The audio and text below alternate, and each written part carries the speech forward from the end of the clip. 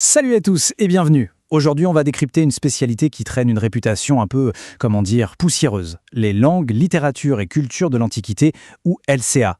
Mais vous allez voir, c'est sûrement l'une des options les plus surprenantes et peut-être même la plus utile pour piger le monde d'aujourd'hui. Franchement, quand on entend latin et grec, on pense tout de suite à des vieux textes super compliqués, à des dieux avec des noms impossibles à prononcer. Bref, on a l'impression que c'est un truc de musée, non? Un truc qui regarde que dans le passé. Eh bien, c'est là qu'on se trompe complètement. Je dirais même que c'est tout le contraire.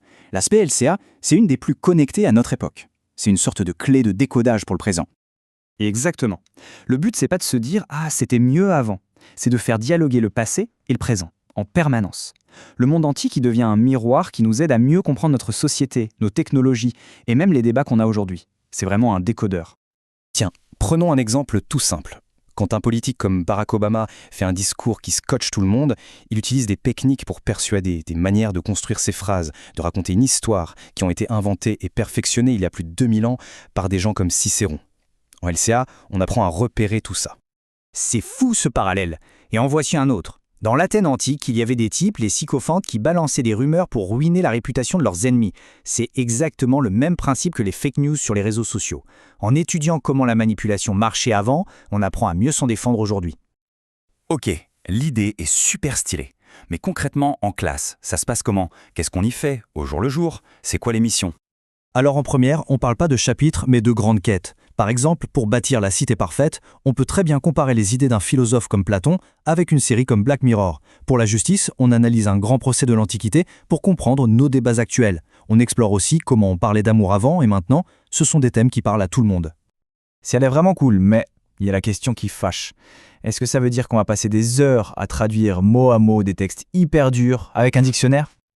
Non, pas du tout. Ça, c'est l'ancienne vision de la traduction. En LCA, traduire, c'est un peu comme être un détective. On ne fait pas que changer des mots d'une langue à l'autre, on essaie de comprendre la mentalité, le contexte, l'humour, ce qui est caché entre les lignes. C'est beaucoup plus un jeu de pistes culturelles qu'un simple exercice de langue. Et pour ça, il y a un projet qui est génial, le portfolio. On choisit un thème qui nous plaît, on prend une œuvre antique, ça peut être un texte, une statue, n'importe quoi, et on fait le lien avec un truc d'aujourd'hui. Par exemple, on peut comparer le mythe d'Icare avec la course à l'espace d'Elon Musk. Et après, on présente ça de façon créative. Une vidéo, un exposé, c'est vraiment l'occasion de s'approprier les sujets. Ok, c'est beaucoup plus créatif que ce que je pensais. Mais parlons avenir. Faire cette spé, concrètement, ça nous apporte quoi? On développe quelles compétences? On développe de vrais super pouvoirs pour le cerveau. D'abord, un esprit critique super affûté, parce qu'on apprend à décortiquer des infos. Ensuite, une argumentation en béton armé, parce qu'on s'entraîne à construire des raisonnements qui tiennent la route. On se fait une culture générale immense, on libère sa créativité, et le plus important, on apprend à construire sa propre vision du monde. On entend souvent que le latin ou le grec, c'est juste pour ceux qui veulent être profs de lettres ou archéologues. C'est vrai ça? Ah ça, c'est le plus gros cliché. En fait, la LCA, c'est super stratégique. Pour faire du droit ou Sciences Po, savoir argumenter, c'est un atout de fou. Pour le journalisme, avoir un esprit critique, c'est la base. Et même en médecine, comprendre l'origine des mots scientifiques, comme cardiologie qui vient du grec cardia, le cœur, eh bien ça aide énormément. C'est un vrai tremplin pour plein de voies différentes. D'accord, je suis convaincu, c'est une spécialité beaucoup plus moderne que ce qu'on croit, mais du coup, comment savoir si c'est vraiment fait pour nous ? Finalement, c'est assez simple. Si on cherche des réponses toutes faites et qu'on n'aime pas trop faire des liens entre les matières, c'est peut-être pas le meilleur choix. Par contre, si on est curieux, qu'on adore se poser des questions, faire des ponts entre l'histoire, la culture, l'actualité, les films, alors là, c'est une spécialité qui peut être passionnante. Au fond, le but de cette spé, c'est pas de transformer tout le monde en expert de l'Antiquité.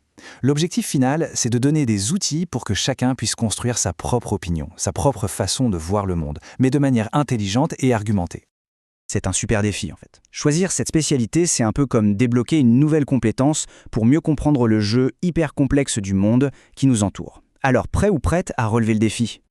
Merci d'avoir suivi ce décryptage avec nous. On espère que ça vous a aidé à mieux comprendre la spécialité LCA. Pour explorer d'autres formations, retrouvez tous nos contenus sur le podcast et la chaîne YouTube. Choisis ta formation et ton métier. À bientôt.